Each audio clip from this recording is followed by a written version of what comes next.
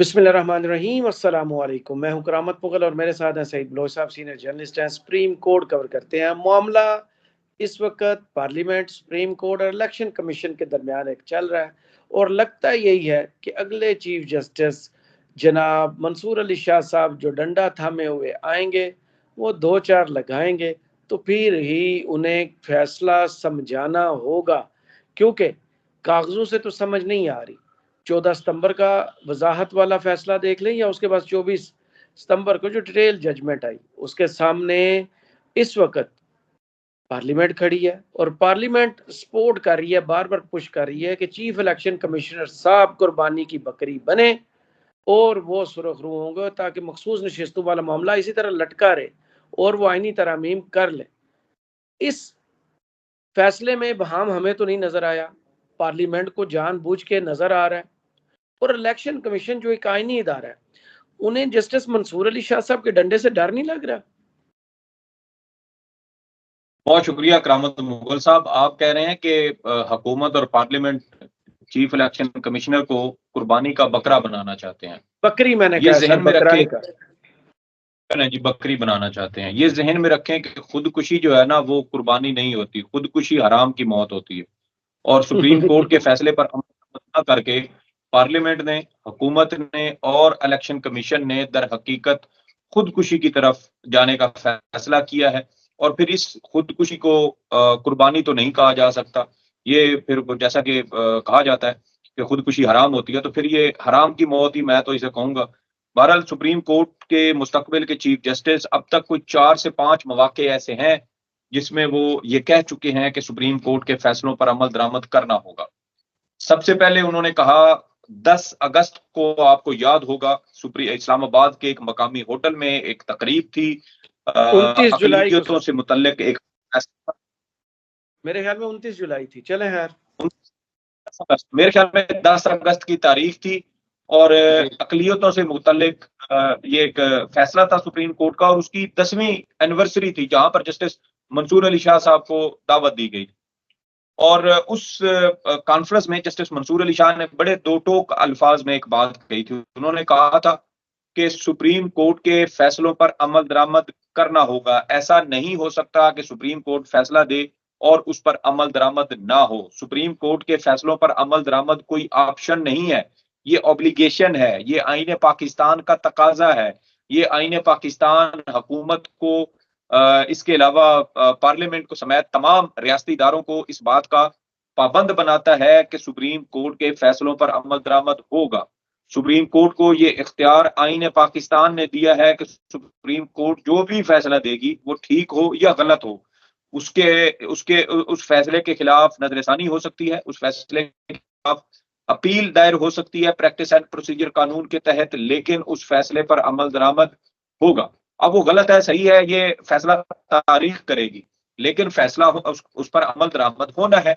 और ये बात जस्टिस मंसूर अली शाह ने कही थी 10 अगस्त को इस्लामाबाद के एक मकामी होटल में एक तकरीब के दौरान। और साथ ही उन्होंने ये भी कहा था कि मैं यकीन दिलाता हूं कि इस फैसले पर अमल दरामद होगा।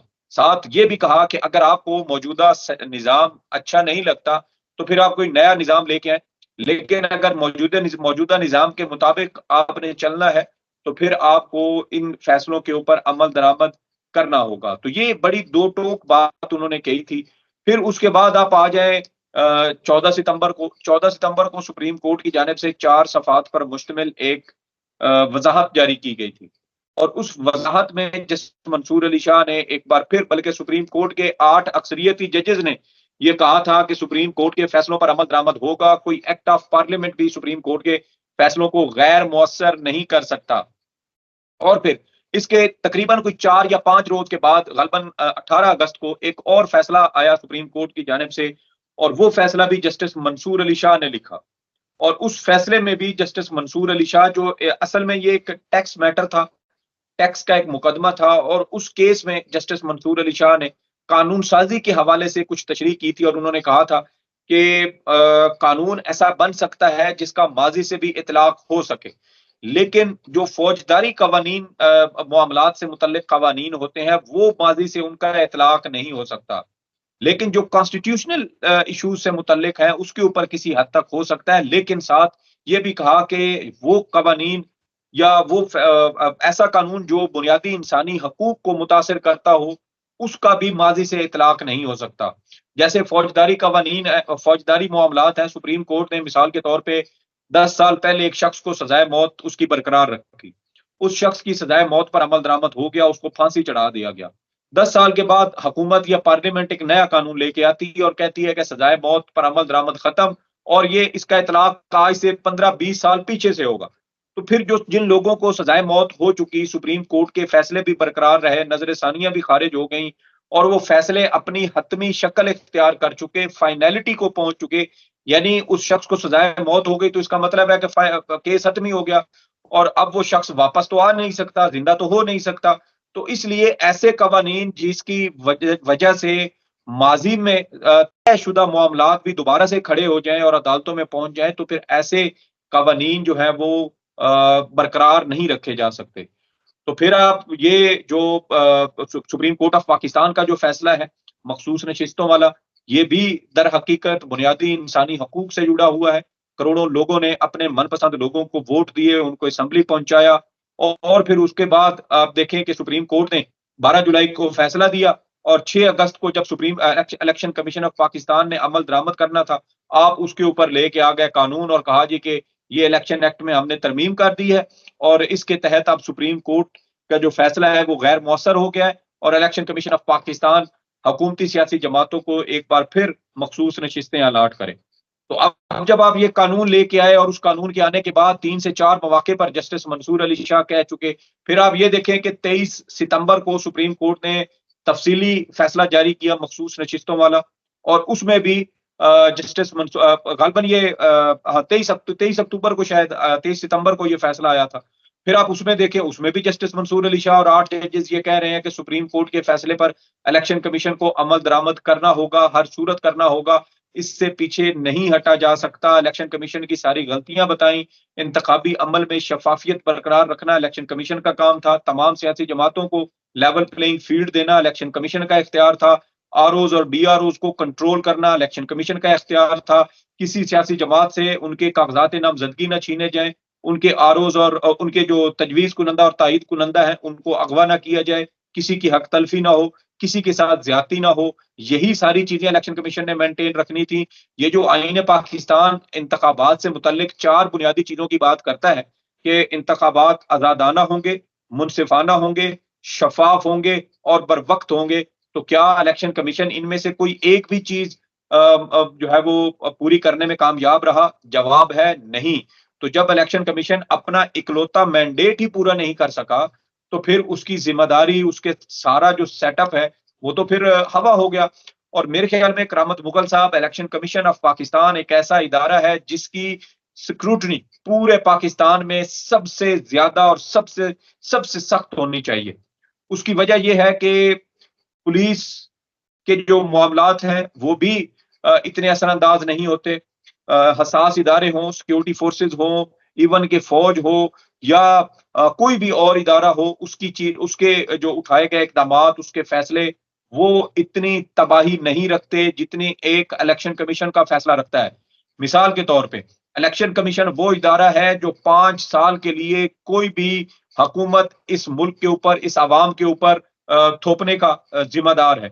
जैसा एक मौजूदा सेटअप आप देख लें कि अवाम का मैंडेट किसी और जमात को डाला गया, लेकिन हुकूमत किसी और को के हवाले कर दी गई।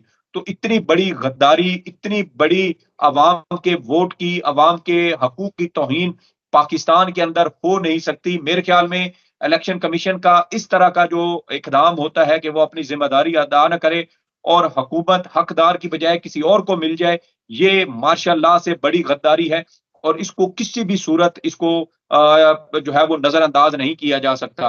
तो जहां पाकिस्तान के अंदर हम मार्शल लॉ के खिलाफ बोलते हैं, फौजी आमरों के खिलाफ बोलते हैं, वहां हमें चाहिए कि हम इलेक्शन कमीशन की ऐसी बदनीयती, बददियानती और ऐसी गद्दारियों के ऊपर भी बात करें कि जिसकी वजह से एक जेली मैंडेट रखने वाली हुकूमत को अवाम के ऊपर मुसल्लत कर दिया जाए और वो हुकूमत अवाम के साथ वो सलूक करे जो ये पीडीएम हुकूमत गुज़श्ता 2.5 साल से कर जो रही है। हुकूमत मुसल्लत की गई है, अब वो जो आईनी तरमीम ला रही है उसमें इनका शेयर उन्होंने लग कर दिया। कल भी हमने थोड़ी सी बात की थी, मुफस्सल बात नहीं उस पर हो सकी थी कि चीफ इलेक्शन कमिश्नर और उनके मेंबर्स के लिए अलग से कानून साजी तरमीम की जा रही है, वो कितनी खतरनाक है। उनका असर यही होगा कि अगले इलेक्शन जब भी होंगे, इनके बंदे हर जगह होंगे, जो हुकूमत अभी बैठी हुई है। नहीं, देखें, इलेक्शन कमीशन ऑफ पाकिस्तान के हवाले से वाकई इसमें कोई दो राय नहीं है। इलेक्शन कमीशन के हवाले से आईनी तरमीम में एक बहुत बड़ी वारदात डाली जा रही है, जिसको सुप्रीम कोर्ट या वफाकी आईनी अदालत के जो है ना, वो छतरी के नीचे शायद लोग इस चीज को महसूस नहीं कर रहे। इलेक्शन कमीशन का जो पूरा स्ट्रक्चर है, उसको एक तरह से तब्दील करने की कोशिश की जा रही है। और वो स्ट्रक्चर क्या है? अभी चीफ इलेक्शन कमिश्नर और मेंबरान तैनात होते हैं वजीर आजम और अपोजिशन लीडर की मशावरत के बाद।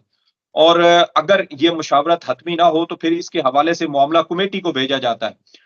लेकिन अब पार्लियामान के अंदर जो आईनी तरमीम आ रही है, उसके तहत पहली बात तो ये है कि इलेक्शन कमीशन के जो चीफ इलेक्शन कमिश्नर है और मेंबरान को दर हकीकत ताहयात उनको बराजमान करने की कोशिश की जा रही है कि जब तक हुकूमत किसी नए बंदे के ऊपर मुत्तफिक नहीं होगी, उसको फाइनल नहीं करेगी, तब तक ये लोग जो मौजूदा सेटअप का हिस्सा होंगे वो बरकरार रहेंगे और अपने ओहदों पर वो काम करते रहेंगे। तो सवाल ये पैदा होता है कि हुकूमत अगर राजी ना हो और जो मौजूदा सेटअप है, ये पीडीएम को, मुस्लिम लीग नून को, पीपल्स पार्टी को और दीगर जमातों को बहुत ज्यादा सूट करता है, तो फिर ये बरकरार रहेगा। और जब तक हुकूमत रहेगी ये लोग भी रहेंगे।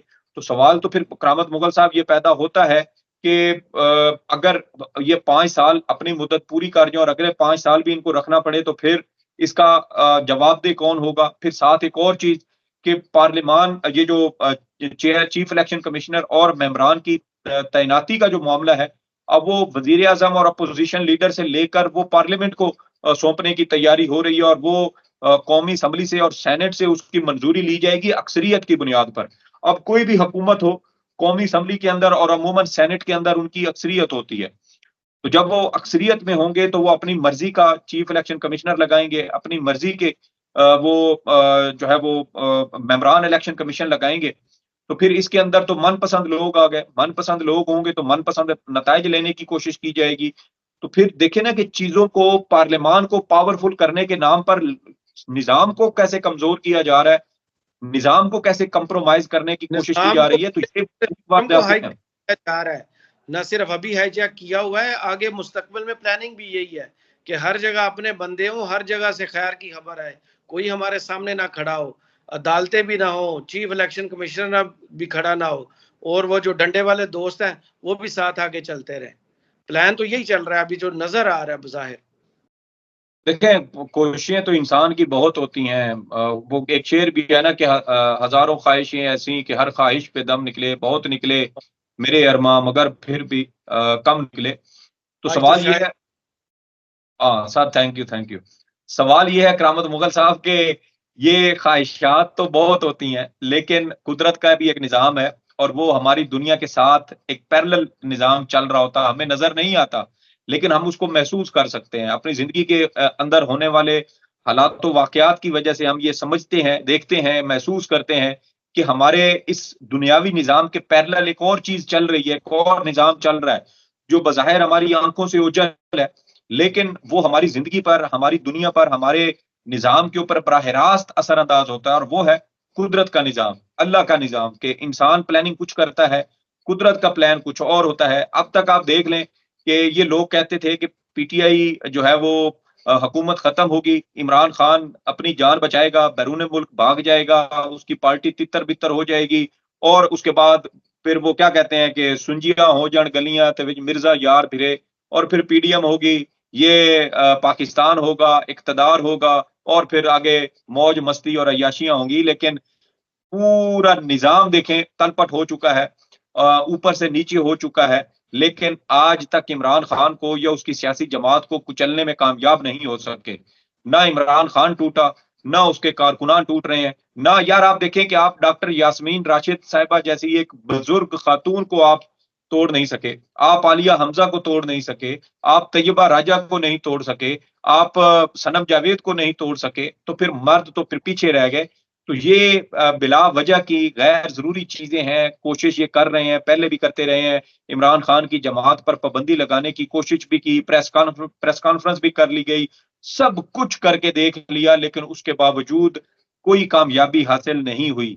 जितने लोग नहीं मानते ना, इस दफा लोग नहीं मानते। हम बार बार अपनी वीडियोस में जिक्र करते हैं, इस दफा लोग ही नहीं मान रहे। देखिए, लोगों का इश्क हो गया इमरान खान के साथ। इमरान खान एक 72 साल के बुजुर्ग हैं, लेकिन आज का 18 साल का नौजवान जो है वो इमरान खान से मोहब्बत करता है।